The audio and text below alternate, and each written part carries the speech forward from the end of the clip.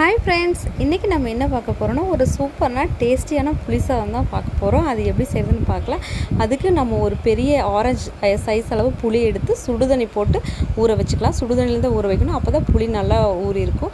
இப்போ ஒரு கடாயில் ஒரு 2 டீஸ்பூன் கடுகு, ஒரு டீஸ்பூன் மிளகு, இது ரெண்டையும் சேர்த்து நல்லா வறுத்து விட்டுறலாம்.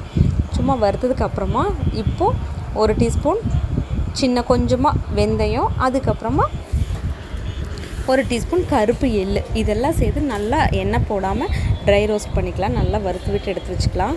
இங்கே பாருங்கள், இந்த மாதிரி தான் இருக்கும். நல்லா வறுத்து விட்டு இது ஒரு மிக்ஸி ஜாரில் மாற்றிக்கலாம். ஆற வச்சு மிக்ஸி ஜாரில் மாற்றி ஒரு அளவுக்கு பவுடர் பண்ணி எடுத்துக்கலாம். அதுக்கப்புறமா ஒரு 4 டீஸ்பூன் வேர்க்கடலை, இதையும் சேர்த்து ஆயில் இல்லாமல் நல்லா ட்ரை ரோஸ்ட் பண்ணிவிட்டு மறுபடியும் இதையும் சேர்த்து பவுடர் பண்ணி எடுத்துக்கலாம்.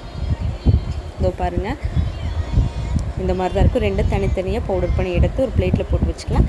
இதுக்கப்புறமா ஒரு கடாயில் ஒரு 4 டீஸ்பூன் எண்ணெய் ஊற்றிக்கலாம். கொஞ்சம் எண்ணெய் நிறைய சேர்த்துக்கோங்க, அப்போ தான் புளி சாப்பாடு வந்து ரொம்ப ட்ரை ஆகாமல் அதே மாதிரி இருக்கும்.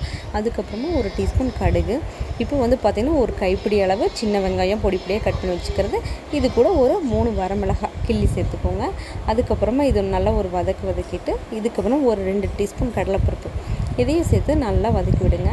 நல்லா மீடியம் ஃப்ளேமில் வச்சு வதக்குங்க. நல்லா சின்ன வெங்காயம் மேலே நல்லா வறுத்து வர வரைக்கும் நல்லா வதக்கி விடணும். இது பாருங்கள், இந்த ஸ்டேஜில் இருக்கணும். இதுக்கப்புறமா ஒரு 1/2 டீஸ்பூன் மஞ்சள்தூள், இதையும் சேர்த்து நல்லா வதக்கி விட்டுடலாம்.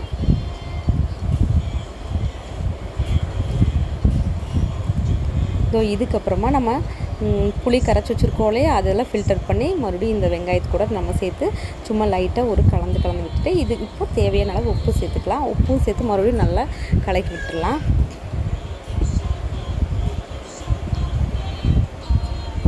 இதுக்கப்புறமா ஒரு ஸ்பூன் மிளகாய்த்தூள் சேர்த்துக்கலாம். ஏன்னா மிளகும் நம்ம சேர்த்துருக்கோம், மிளகாயும் சேர்த்துருக்கோம், அதனால் கொஞ்சம் மிளகாய்த்தூள் வந்து பார்த்து தான் சேர்த்தணும். சேர்த்து மறுபடியும் இந்த மாதிரி நல்லா கலந்து விட்டுருங்க. ஓப்பன்லேயே குக் பண்ணிங்கன்னா நல்லா கொதி வரும், அப்போ தான் புளி நல்லா கொதிச்சு வரும். இதோ பாருங்கள், இப்போவும் ஓரளவுக்கு தான் இருக்குது, இன்னும் நல்லா கொதி வரணும். இந்த ஸ்டேஜில் வந்த உடனே எண்ணெய் பிரிஞ்சு நல்லா புளி கொதித்து வந்த உடனே இப்போ நம்ம அரைச்சி வச்சுருக்கோம் இல்லையா பவுடர், நிலக்கடலையாக சேர்த்து இப்போ மறுபடியும் அந்த பவுடரை கொட்டி மறுபடியும் ஒரு 2 நிமிஷம் ஓப்பன்லேயே குக் பண்ணால் போதும். இதை மாதிரி நல்லா வதக்கி விடுங்க. பார்த்தீங்களா, இந்த மாதிரி நல்லா வதக்கி விட்டுட்டு இதுக்கப்புறமா நம்ம எவ்வளோ சாதம் வேணுமோ, நான் ஒரு 2 டம்ளர் அரிசி எடுத்திருக்கேன்.